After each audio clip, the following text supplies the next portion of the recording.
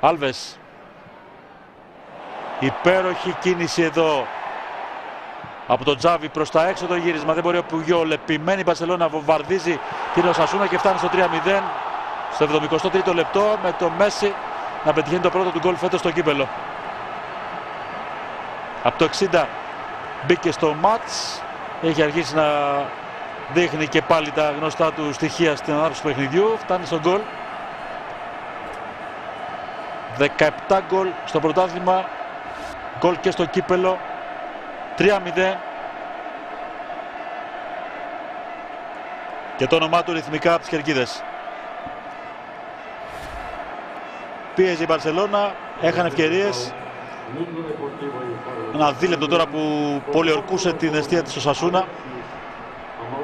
Και με το κεφάλι ο Λιονέλ Μέση.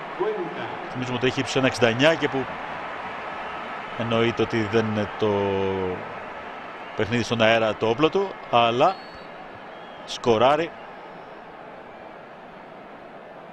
Δεν ξέρω ότι το έχει κάνει στο τελικό Champions League. Το απλό πως πάντα παιχνίδι του Τσάβι, το γύρισμα του Ντάνι Άλβες, ο Σέρχιο που διώχνει για μια ακόμη φορά η Οσασούνα που δεν ολοκληρώνει κάποια ενέργεια.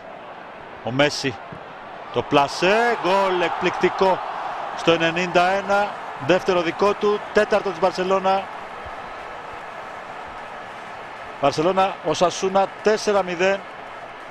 Τα δύο πρώτα γκολ του Φάμπρεγκα στο κύπελο, τα δύο πρώτα γκολ του Μέση στο κύπελο. Η αποθέωση. Απολογισμός τερμάτων εντός έδρας φέτος σε πρωτάθλημα και κύπελο 52-0 για την Μπαρσελόνα. Τα απίθανα στατιστικά που συνοδεύουν αυτή την πολύ μεγάλη ομάδα. Η κλάση του Μέση εδώ, το ζύγισμα, το πλασέ με τα αριστερό. Ο Τσάβι δημιουργός στα 3 από τα 4 τέρματα της Μπάρσα απόψε. Αλλού βλέπει, αλλού δίνει πάσα. Assist Τσάβι. Γκολ Μέση.